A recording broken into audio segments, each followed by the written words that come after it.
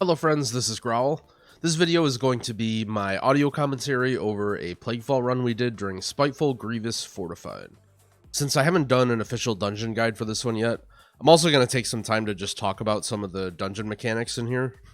I plan on doing more consistent audio commentaries throughout Shadowlands to help people understand more of what's going on in some of the higher level keys, if you want to get involved with pushing high keys, because to me it's really fun. So be sure to subscribe to my channel so that you don't miss those coming up. Hope to do maybe one a week.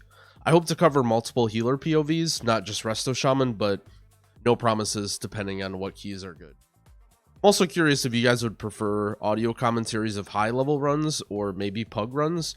I know I do pug runs generally with just the comms that happen live, but I wonder if you guys would be interested in pug runs with commentary instead. So we decide to shroud this whole area. There are some dangerous mobs in here, but ultimately they're not super tough, and you can do this stuff in a pug. It's not too bad. The most important thing is these Fungi Stormer mobs. They use an ability called Fungi Storm, and you need to interrupt this. You cannot interrupt it. You need to stun or fear or do something to it, or else it pulses really heavy party damage. So make sure that you have someone assigned to that, and as a healer, you should watch out if you have any sort of stuns that you can use to stop it.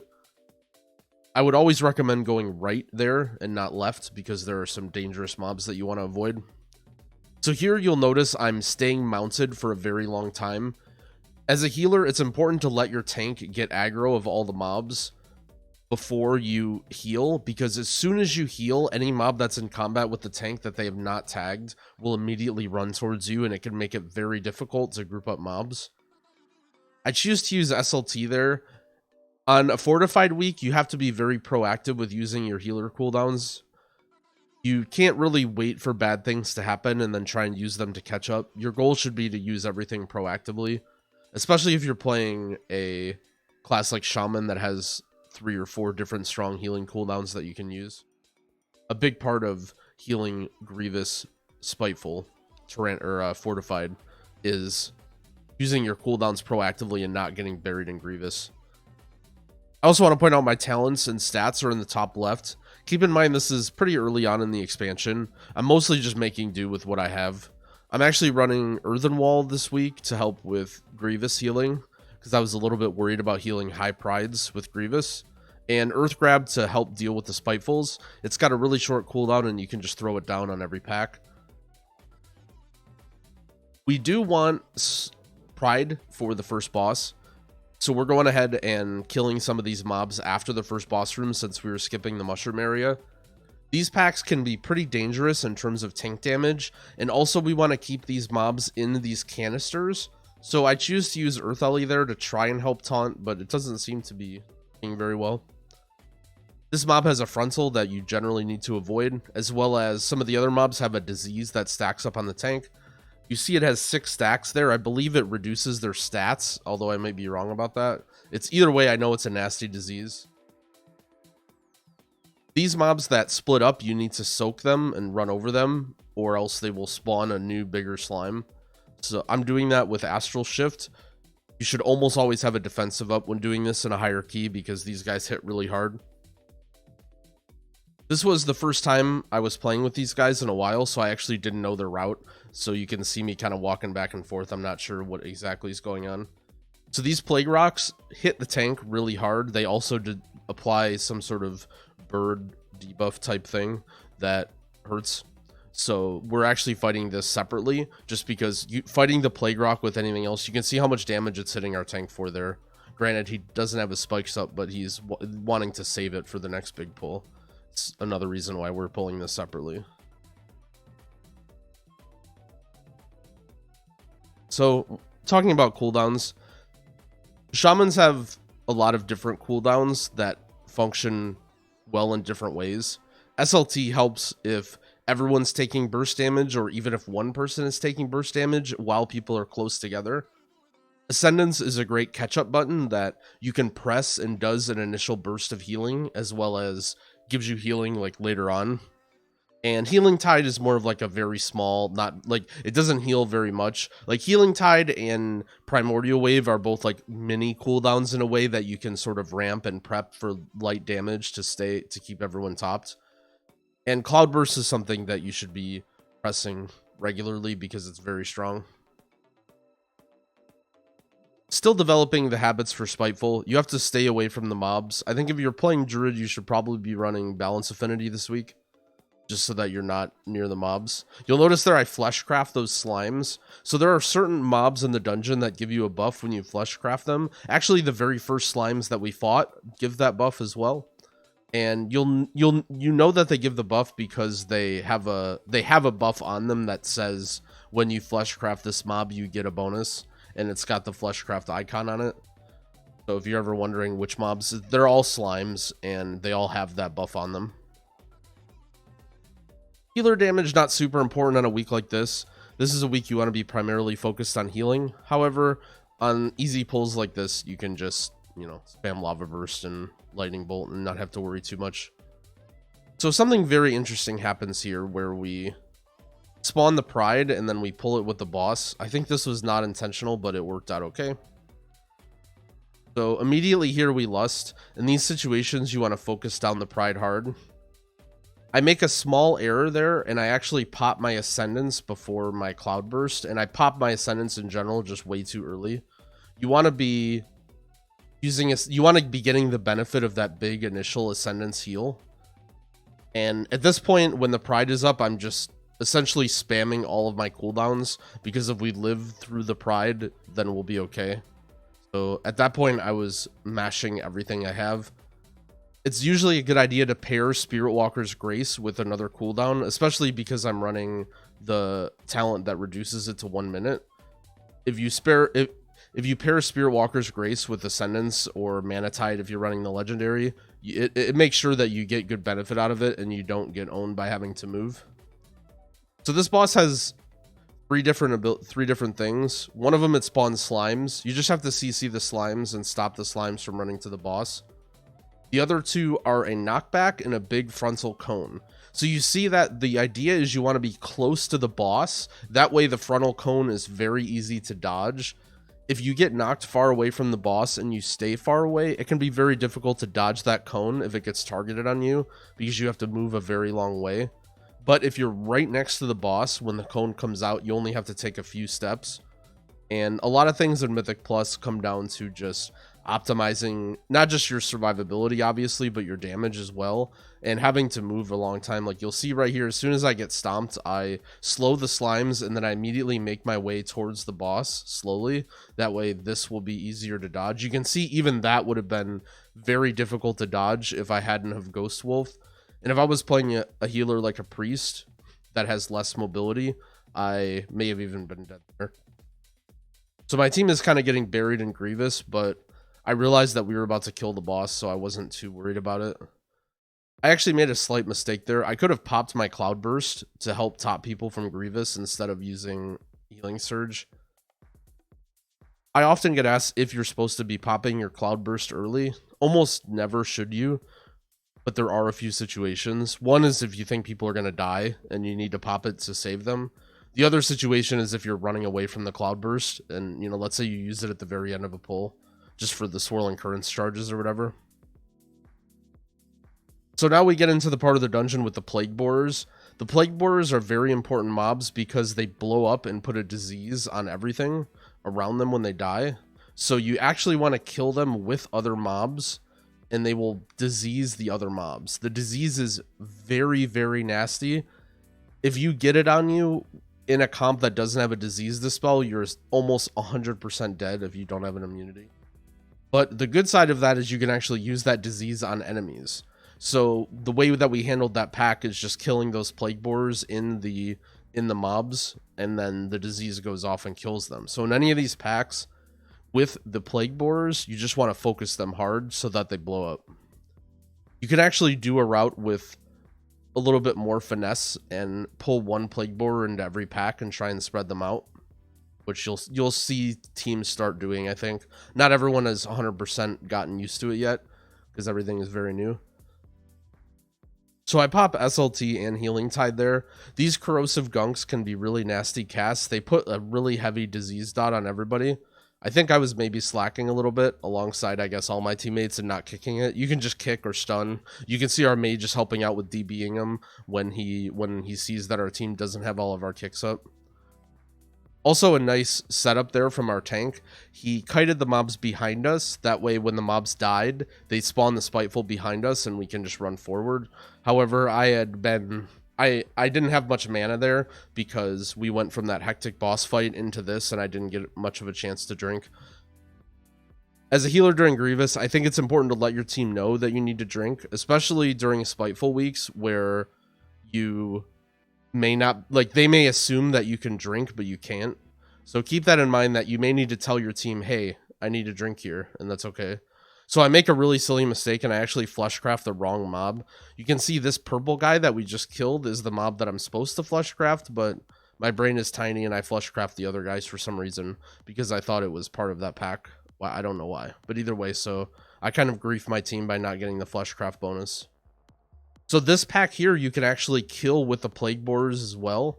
There are Plague Borers, you can either bring them from earlier or you can pull them in front of us. But this is a pack that can be very dangerous if you don't have Plague Borers. I think I'd maybe like to see myself use an Earth Ellie here because I don't have that many strong cooldowns. I have Ascendance ready, I guess, but maybe just throw out Earth Ellie to help the tank. You can see the tank's getting hit pretty hard here. I try and pay attention to the tank's defensives. I might not use the Earth Ellie right away because it's just going to die, but if it can buy the tank a few seconds while he's kiting. Really nice cheap shot there. My small brain shaman is just standing right next to a Spiteful. Saved by our rogue. Once you start getting into higher keys, Pride becomes something that's difficult, especially on a week like this during Grievous. I think an important thing to do is have a somewhat standard rotation in a way that you handle these prides all the time. So you can see what I do at the start. I do a little bit of DPS while just doing mild healing. And then as it starts to ramp up, I'm trying to make sure I always have a Cloudburst ready. You can see I actually don't have one ready here, so I decide to pop Ascendance. If you're planning everything out really well, you won't need to use any major cooldowns on a Pride, but that includes using everything very well. With Shaman, at least. With other healers, it's very likely you'll need to use healing cooldown. For example, Discipline Priests, you probably need to have a healing cooldown for every Pride, if not more than one. This is another pack that hurts pretty bad. And as I said earlier, I think later on in the season, we'll start to see teams pulling the Plague Borers with this. But when you're playing in a pug, this may be something more in line with what you'd expect to see anyway. So I don't have my Astral Shift here ready. It's just coming up, and there's the Spiteful that's about to tear my head up. Okay. I guess I kind of saw that coming watching back, but who knows what I was doing in game. I make the decision to Ankh there instead of waiting for a battle res. It was maybe a mistake, but I feel like the battle res is more valuable than the Ankh, and I'd rather just spend my Ankh, but who knows, maybe that was a mistake. Also, a really good tip with Shaman is that if you die to something stupid and then you Ankh really fast, sometimes people don't notice you died. You just have to be careful not to tell them. So here's the next source of Plague Borers. This is actually an almost infinite source of them because they just spawn from this guy at the end of the gauntlet. So you can actually use these Plague Borers and pull them back and kill some of the other stuff if you happen to invis or shroud by them. But either way, we're making use of them by pulling them into the tentacles. This area is like really boring because the Plague Borer, you can see as soon as the Plague Borers blow up, the tentacle just dies. And the Plague Borers are on a timer as well, so you don't even need to kill them. So there's almost like nothing you're really doing in this area. You're just sort of running around waiting for the Plague Borers to kill stuff. You can put a little damage on this guy. But again, you're waiting for the Plague Borers to blow up and kill him. This is one of the dungeons where, even though I don't always I don't know what's happening here. I think I'm getting line of sighted by stairs. Whenever I'm at this is an area that you have to be really careful about as a healer, especially if you're a Vulpera healer, because you're very tiny and you can get line of sighted by stairs quite easily. One thing you can do in this situation is actually pop Spirit Walker's Grace. It's only a minute cooldown, and if you're struggling with getting people topped as they're running to the next pack, you can actually just Spirit Walker so that you can run with them and heal. Just kind of cool thing that Shaman can do. These guys have a lot of really nasty debuffs, so you have to be careful with what you dispel and what you interrupt. This area can be tough if you don't have a coordinated team. So the boss is jumping around these 4 platforms here, and generally you want to be very careful that you don't aggro the boss. You can see where our team is standing is not a very good place to stand because the boss may jump soon. I am choosing to not stand there, but it looks like they're committed, so I'm kind of, you can see I'm like looking at the rest of the dungeon. I'm just like, maybe we shouldn't stand here. The boss is pretty far away though, so I guess their reasoning was just that we had plenty of time. You can see there I use my Earth Grab when the Spitefuls spawn. I'm using it every time they spawn. I'm trying to kill the Spitefuls, and I'm trying to tell my team that I don't have mana, but things happen. And it seems we pull the boss with these 2 mobs. If this ever happens, you can reset the boss, but it's very, very difficult to do it. I actually pop a speed pot there just to run up here quickly to try and get to our tank, because if our tank dies, this is going to be very, very, very bad. Our tank has meta and actually is forced to just pop it on like 1 slime, which is very unfortunate.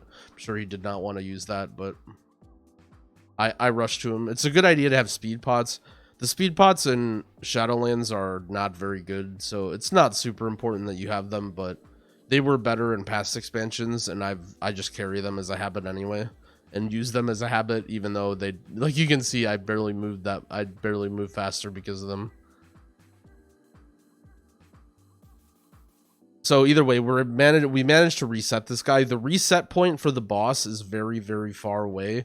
You can see how far we had to run to get the boss to reset, so just be careful in that regard. It's sort of a knowledge thing, but if you ever do accidentally pull a boss with a pack, it's a good idea to know where the nearest reset point is, like how far the boss room extends.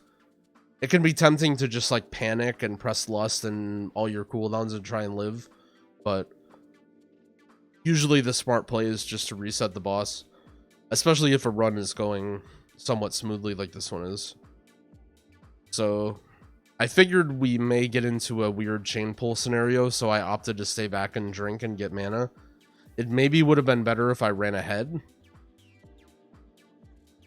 and got with our team before I chose to drink, but since we had this pack into Pride, into what might be the boss, I was a little worried for this. But it seems we're handling things okay. One thing I haven't talked about is the Pride orbs. I think the correct response to the Pride orbs is you should not move if you have them on you. It should be everyone else's responsibility to get out of the orbs and not yours. The reason is that you can't always move to help people, if that makes sense, right? Like, as one person, regardless where all 4 people are, we're dead.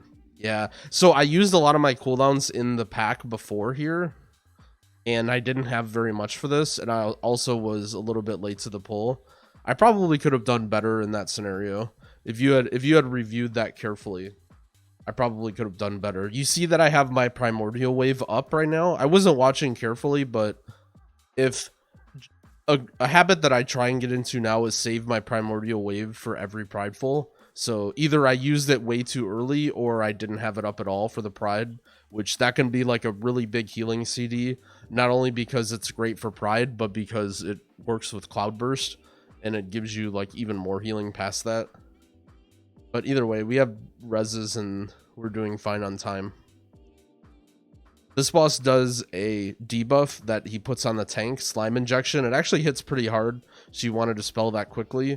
There can be other debuffs that you need to dispel throughout the fight, so you have to be careful not to waste your dispel.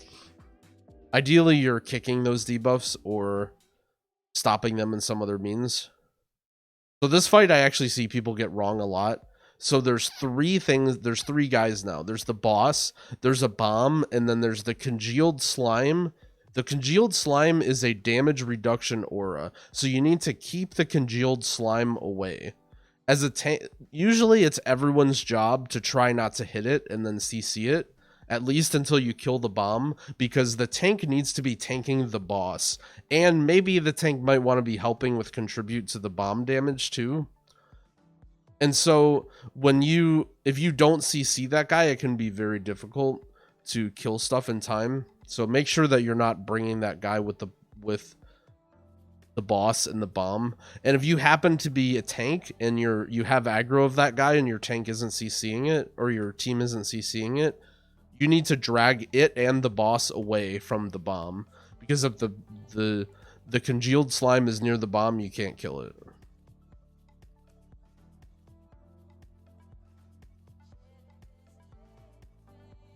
Another thing about dodging this guy's jumps is they're always in a cardinal direction, the 4 cardinal directions towards where he jumps.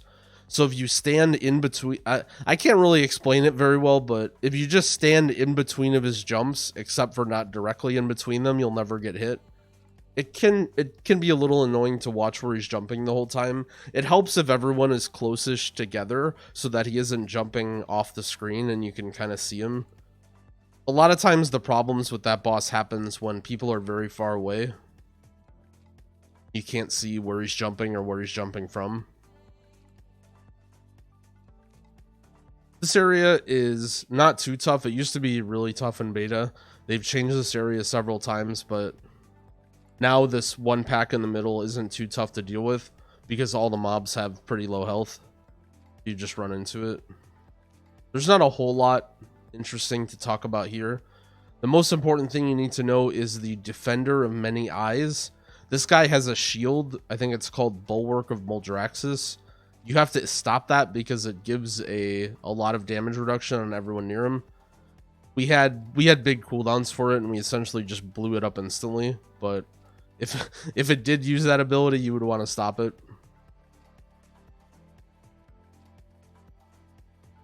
Here we're being careful to kill these shades. There's lots of stuff on the left and the right of us that we don't want to pull, and shades can actually aggro mobs, so you have to be careful with not letting not either knocking shades into another pack or just letting them run through stuff that you didn't want to pull.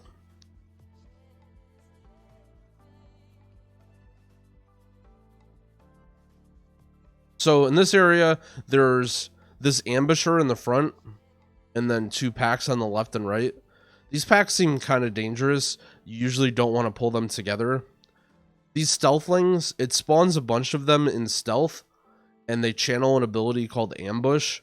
When the channel finishes, they essentially all just jump onto a guy and kill him. So you need to use AoE stuns and fears and stops and stuff to stop them from jumping and just nuke them down. If you ever just randomly die in this area, it's probably because of these stealthlings. You can see we're using stops on the ambusher's cast. We're using freezing trap, kidney, all that stuff just to stop them from coming out and hoping to burst it down, but unfortunately we couldn't. I use earth grab on it. I wanted to see if earth grab stopped them because normally I don't have that talent in here, but someone else stopped them. Fire Mage DB is another great spell to use to stop those guys. So we're just pulling these packs 1 pack at a time. Once you get this far into the dungeon, you have a very good sense of how much your time is. There's the Bulwark spell that the Defender uses. You can see our rogue cheap shots it pretty quickly to stun it. These snipers also hit deceptively hard. If you're watching our health bars and you see people randomly getting chunked down, that's from the snipers. Depending on your team as well, like if you have a lot of cloth users, those guys can hit really hard too. And on a week like Grievous, you can see it's just constantly shooting our team and not only dealing damage, but applying Grievous. So just be wary of that this pack can look easy, but it actually does quite a bit of damage. Our route has Pride spawned for this boss, which can be very helpful. This boss has ad intermission phases where you have to run around and get ads. Any boss with intermission phases like that, you want to have Pride for if they can reduce the time that it takes. I make a little mistake here and I I didn't have my Cloudburst up. I also didn't have very much mana. Luckily, it looks like our team had damage CDs for it because it died pretty quickly. But that was, I definitely mismanaged my cooldowns there, and in a higher key that would have been costly. But also, I guess this is pretty early on in the season, so I'm still learning too. So the general idea with this boss is you want to be stacked together and then move as a unit to take out any of the webs. If you have a hunter or someone that can take the webs out, I think mages can do it as well. You can do that to speed things up. Each one of the webs deals damage, like pretty heavy pulsing damage to everyone in the group. So you want to take them out as soon as possible. This boss also has a poison that you want to dispel from the tank if you can, but I'm a shaman, so I can't dispel anything. I try and plan out to have one healing CD per like move around. So the move around with Brood Assassins happens like roughly every 30 seconds. So like that one, for example, I had Spirit Walker's Grace. Our team was really, really fast in getting them out. But when you're playing in pug groups that is a bit less coordinated, you may want to plan out your cooldowns very well for this boss, because it can do a lot of damage if people are slow. So you can see we have, I think the mage and the hunter are pulling them out very quickly. So this boss can look very easy, but this boss is actually very difficult if not super coordinated. Our tank is getting hit pretty hard because of all the ads getting broken out instantly. One thing that's important as a healer, even if your tank has cheat death available, you want to try and preserve it as long as you can. A tank is going to feel a lot more comfortable and be able to do like make bigger pulls, or it's essentially just like a cooldown that once you spend it, you can't get it back for a long time. So you have to be careful, and I try my best to stop tanks from cheating when possible. I also feel like it's like a morale killer when the tank cheats after playing with a lot of Vengeance Demon Hunters. So we don't quite have enough count. I want to say, I don't remember exactly how much count you need down there. I think it's like 93 or 83 maybe. I don't know. Use MDT. Don't listen to my commentary for count stuff. Use MDT. So we're killing off these sniper guys. Again, they're not too difficult. Just kill them.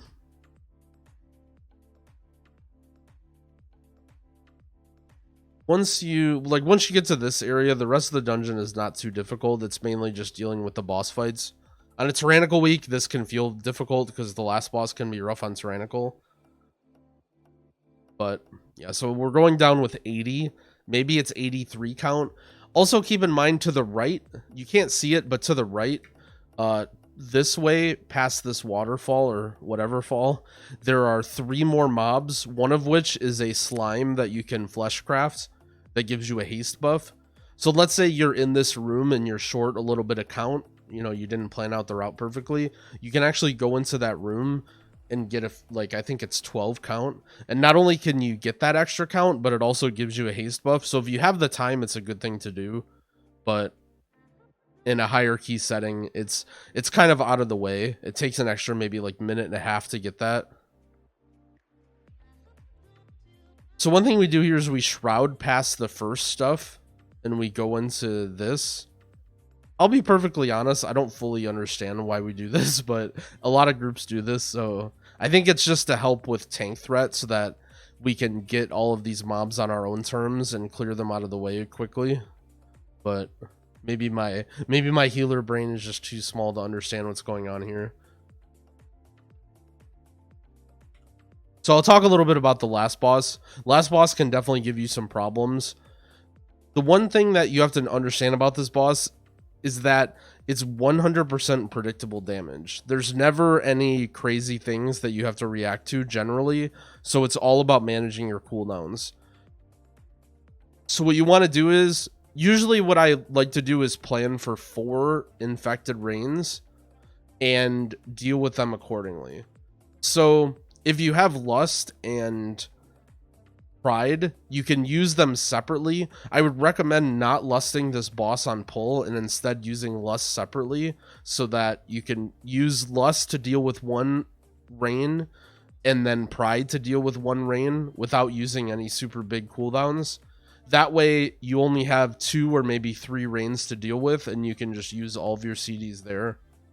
One thing I like to do as a healer is tell my team to save their immunities to the last phase. That way I know that every one of my team is going to have an immunity, and so I can mainly just focus on myself and the tank's life. So a lot of times what I do is I'll tell my team to use their immunities and stuff on the last boss or on the last phase, and then we'll have pride for the first phase, and then the second phase is when I use my big cooldowns generally. And then the third phase will be just whatever, like any immunities, any cheat deaths. Like usually I'll have like maybe mini cooldowns there. This can be really scary because anytime you're doing a pride before the last boss, especially if it's like a scary Grievous pride, your team wants to hold CDs for it. Looks like our team is doing big damage though, and it's dying quickly. I guess this is only a 17, so it's not super difficult. But you have to be careful with these prides and be ready to heal them big. So this very early part, I'm doing as much damage to the boss as I can. The boss phases at certain percentages, so you want to be killing it as fast as possible. You can see we don't lust here. We decide to save lust. So here's the first reign. I prepped a Cloudburst and I have my Primordial Wave up. Our damage was so high that we phased the boss early, but I still had plenty of healing and healing cooldowns if we needed to. I also had Earthen Wall. I probably should have Earthen Walled that first one too.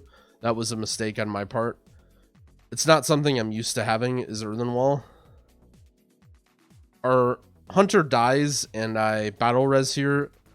If you're doing Mythic Plus and you don't have a battle res on your class, you should have engineering leveled and have battle reses for situations like that.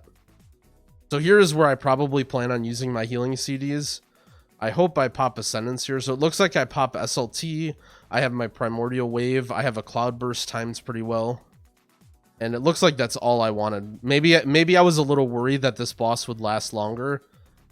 I think at this point I should pop a spell here because we've made it very far. So right here we've made it very far. We only have one more phase to deal with, and we also have Ice Block, Cloak Turtle, as well as Bloodlust, and he has Alter Time, Cauterize. Like my team has a lot of cooldowns here, so I need to use spells to top my team up from Grievous.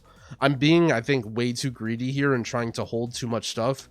Because right now, so these Malignant spawns, I didn't talk about them earlier, but they actually hit the tank really, really hard. And in a situation like this, we actually abandon killing one of the spawns to phase the boss quickly. And the problem there is it led to 2 of them on our tank. These guys are lieutenant mobs and they can't be CC'd, so I can't just slow them or whatever. I need to be pumping the tank with really big heals here, and I should be popping Ascendance to do that. One problem that's happening now is our tank is dealing with these 2 mobs that are hurting him really hard. While this is happening, these Plague-bound Devoteds are spawning throughout the room, and it's very difficult for the tank to get threat because he's very focused on surviving. And I'm getting meleeed because I'm a healer and all the threat's going to go to me. So immediately I take a ton of damage and I have to lose focus on myself. Our tank cheats there as soon as his mana runs out. I'm trying to be very careful of staying away from these guys, but eventually our tank dies to these mobs. I think he might have gotten hit by a tentacle because he got hit really hard there through meta. And unfortunately we actually die. So this is the end of the commentary. You can see I had Ascendance and I had 2 Cloudburst charges and Earthen Wall. I had a lot of cooldowns to use for the last phase, but one thing that I like to talk about on my stream is people ask me how to improve and how to get better, and I always say to record yourself and watch back, so I thought that would be an interesting little tidbit, is to use a key that we actually depleted. And you can see here, it's easy to see in hindsight the mistake here. When our tank is getting hurt really bad, I need to be popping Ascendance to save him, even though it's my only big cooldown left and I really want to save it for the end of the fight.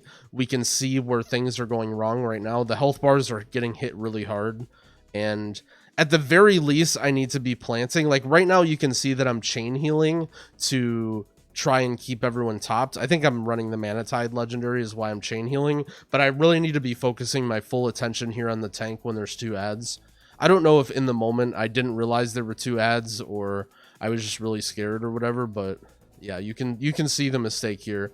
And the lesson of this story is manage your cooldowns, but don't be too greedy. And if you need to use them, then.